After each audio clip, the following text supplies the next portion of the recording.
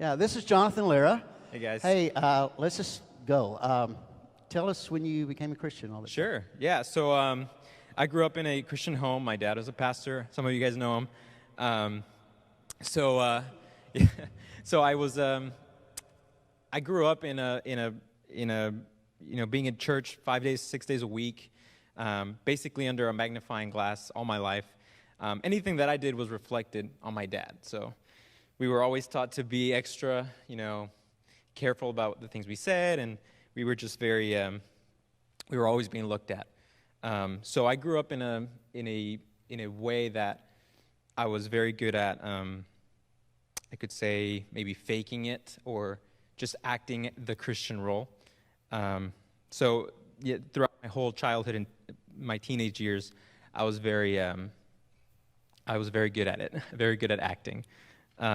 But I was never really in relationship with God. I never wanted to read my Bible. I never had my own personal devotionals. I never did any of that. It wasn't until I really got to college where I started seeing a little bit more of a shift. I started getting other inputs. So was that a defining moment in your life to really? So college was interesting. There's a lot of things that happened in college, but I think the one thing that happened that really changed a lot of things was it actually all happened in one night. I was studying with a buddy of mine. His name was DJ.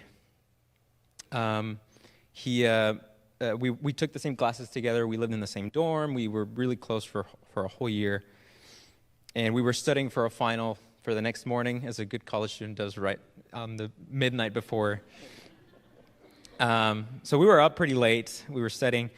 But somehow the conversation shifted to his life, and DJ started telling me about how he came to know the Lord. He grew up in Serbia. He was born and raised over there, and totally opposite life of mine. So we were just completely different, and he told me that he had become a Christian a year prior to our conversation. And he started telling me about how he was on fire for God, and he had a craving to read the Bible and study the Word and pray and do all these things that I just had no desire to do. And I thought, how is it that someone who's been a Christian only a year has these things that me as a Christian that I've been all my life, I'm nowhere close to that. So that was a really big hit to my face that I just couldn't wrap my head around that. Anyways, we finished studying. It was like 3 in the morning. A couple of buddies came by, and they were like, "Hey, we're hungry. We're gonna go eat. You guys want to come with us?" I think someone said Whataburger, so I was like, "Whataburger." So DJ said, "Yeah, let's go." But as we were leaving, I don't know, I just felt something inside me was like, you know what? You should probably go a 2-3 hour nap before you wake up again. Anyways, about 2 minutes later, about a mile down the road, DJ, Will, and Justin passed away in a car accident. And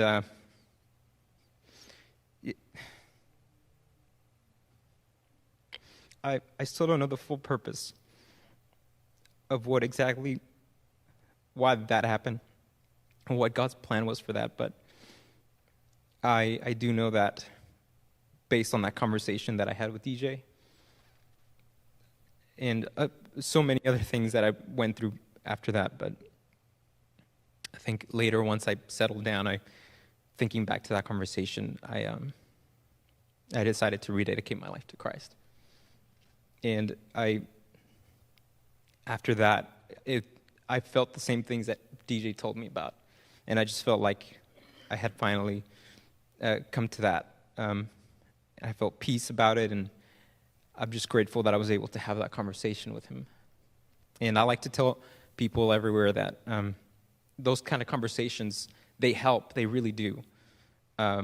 Because oftentimes you want to go out and be crazy for Jesus and go out to the world and exclaim his name. But oftentimes what we need to do is have conversations with each other because you don't know, there's probably people just like me where I grew up in the church and I was there every day and I played the part, but I wasn't really there mentally.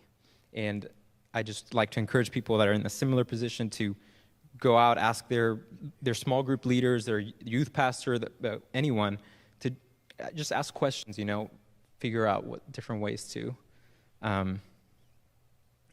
to really observe yourself.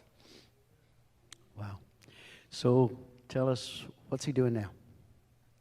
Yeah, so like I said, I finally felt some direction. I help here with the worship. That's something that I've felt like I've been called to do, to help with music, help with worship like that. I'm not doing anything crazy. I know sometimes people are like, well, you became a Christian, now you're doing this crazy thing. It's like, no, I've kind of found a routine for myself where I've finally included my relationship with God in everything, and that's okay. Sometimes people think they need to be doing something, they need to go be a missionary somewhere, or do something crazy. But no, it's sometimes you just need to develop yourself here in your home where there are people around you that you can talk to, and I feel like that's where I'm at right now. That's awesome. Thank you. And less than 7 minutes. Yes. Hey, that thrills me. I was practicing. I was like, 7 minutes, timer. Thank you, Jonathan.